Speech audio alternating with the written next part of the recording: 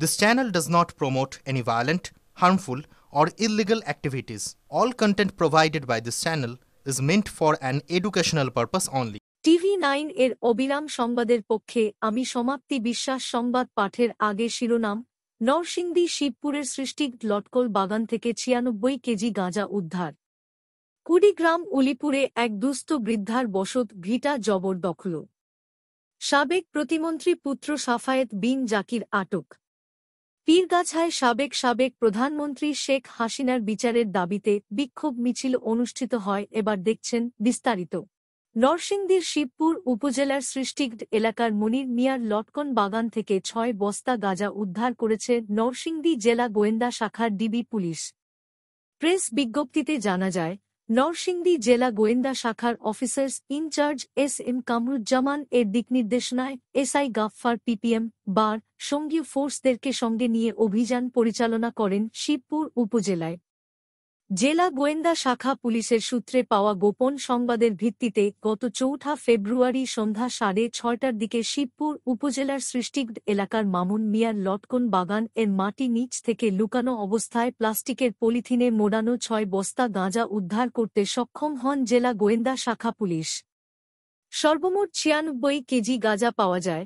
পুলিশের ধারণা কে বা কাহারা মাটির নিচে লুকিয়ে রেখে গেছেন, এখনও কাউকে শনাক্ত করা সম্ভব হয়নি।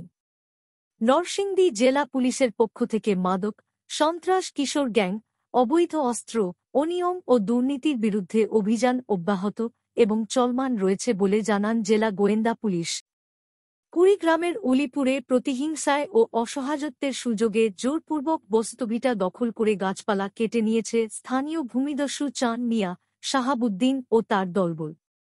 ঘটনাটি ঘটেছে শনিবার ১ ফেব্রুয়ারি উলিপুর থানার থেতরাই ইউনিয়নের হারুনেফটা গ্রামে। এ ব্যাপারে থানায় একটি লিখিত অভিযোগ করেছেন ভুক্তভোগীর বড় ছেলে মোহাম্মদ আজিজুল হক।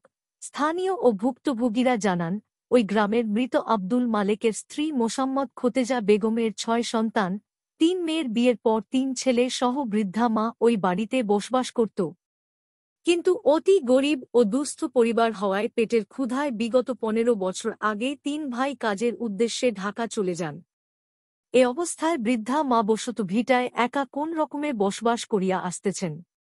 ভুক্তভোগী বৃদ্ধা খোতেজার নিজ নামীয় জমি দাগ নং ৭৪৭ খতিয়ান নং ২৭৭ এর মোট পরিমাণ পনে ৪৩ একর ৭৫৬ শতক বসত বাড়িতে একাই বাস করিয়া আসতেছেন।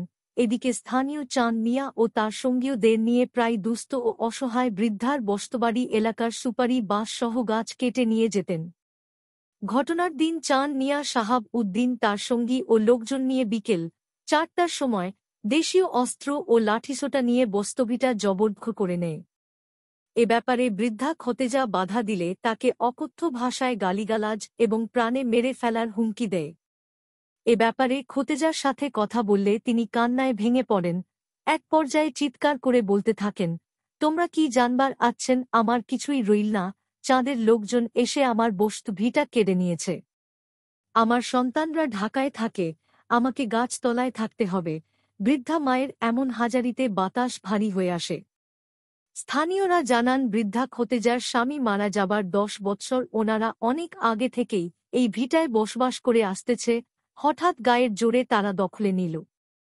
ভুক্তভোগী খোতেজার বড় ছেলে আজিজুল হক জানান, থানায় অভিযোগ দেওয়ায় আমাদের মেরে ফেলার হুমকি দিচ্ছে ভূমিদস্যু চাঁন মিয়া ও শাহাব উদ্দিন।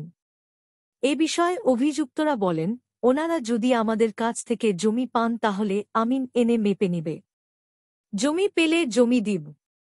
আমাদের জায়গায় ওদের সুপারি গাছ পড়ছে, সেজন্য তুলে দিয়েছি। এ বিষয়ে উলিপুর থানার ভারপ্রাপ্ত কর্মকর্তা ওসি জিল্লুর রহমান জানান, থানায় একটি অভিযোগ এসেছে, তদন্তের পর আইনগত ব্যবস্থা নেওয়া হবে। ক্ষমতাচ্যুত সরকারের সাবেক প্রাথমিক ও গণশিক্ষা প্রতিমন্ত্রী জাকির হোসেনের ছেলে সাফায়েত বিন জাকিরকে ৩০ গ্রেপ্তার করেছে পুলিশ। গ্রেপ্তার সাফায়েত কুড়িগ্রাম ৪ আসনের সাবেক সংসদ সদস্য এবং প্রাথমিক ও গণশিক্ষা প্রতিমন্ত্রী জাকির হোসেনের ছেলে। আজ বুধবার ৫ ফেব্রুয়ারি দুপুরে রাজধানীর দক্ষিণ বনশ্রী এলাকা থেকে খিলগাঁও থানা পুলিশ তাকে গ্রেপ্তার করে। খিলগাঁও থানার ভারপ্রাপ্ত কর্মকর্তা ওসি মোহাম্মদ দাউদ হোসেন গ্রেপ্তারের বিষয়টি নিশ্চিত করেছেন। তিনি বলেন, বুধবার দুপুর 1:30টার দিকে দক্ষিণ বনশ্রী এলাকার একটি বাসা থেকে সাবেক প্রাথমিক ও গণশিক্ষা প্রতিমন্ত্রী জাকির হোসেনের ছেলে সাফায়েত বিন জাকিরকে গ্রেপ্তার করা হয়েছে। তার বিরুদ্ধে খিলগাঁও থানায় একটি এবং কুড়িগ্রাম জেলার রৌমারীতে আরও 2টি মামলা রয়েছে। খিলগাঁও থানার ভারপ্রাপ্ত কর্মকর্তা ওসি মোহাম্মদ দাউদ হোসেন সাবেক প্রতিমন্ত্রী জাকির পুত্র সাফায়েত বিন জাকিরকে গ্রেপ্তারের বিষয়টি নিশ্চিত করে জানান, এ বিষয়ে পরবর্তী আইনগত ব্যবস্থা প্রক্রিয়াধীন রয়েছে।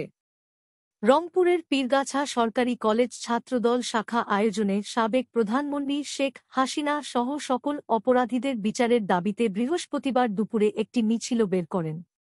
মিছিলটি শহরের গুরুত্বপূর্ণ স্থান প্রদক্ষিণ শেষে পুনরায় কলেজে এসে হয়েছে। এ সময় উপস্থিত ছিলেন মোহাম্মদ লোকমান হোসেন, আহ্বায়ক, পীরগাছা উপজেলা ছাত্র, ইমতিয়াজ উদ্দিন সেতু, যুগ্ম আহ্বায়ক, পীরগাছা উপজেলা ছাত্রদল, রাকিব হাসান মিঠু, যুগ্ম আহ্বায়ক, পীরগাছা উপজেলা ছাত্রদল, মোহাম্মদ সালমান আলম, যুগ্ম আহ্বায়ক, পীরগাছা উপজেলা ছাত্রদল নেতা ফজলু, বাবু মণ্ডল, সোহেল তানভীর, রাকিব, সজীব, জন্স, জাহিদ, ইয়াসিন, জুয়েল, শাকিল আহমেদ, মনির, সদর ইউনিয়ন ছাত্রদলের সভাপতি রাকিব হাসান প্রান্তিক, যুগ্ম সাধারণ সম্পাদক লাবণ্য, পীরগাছা সরকারি কলেজ ছাত্রদল নেতা আবির হাসান লিমন, শামীম সরকার, মাহি, রাজ, পাপন, জিতু, সিয়াম সহ ছাত্রদলের সকল পর্যায়ের নেতৃবৃন্দ এ সময় উপস্থিত ছিলেন।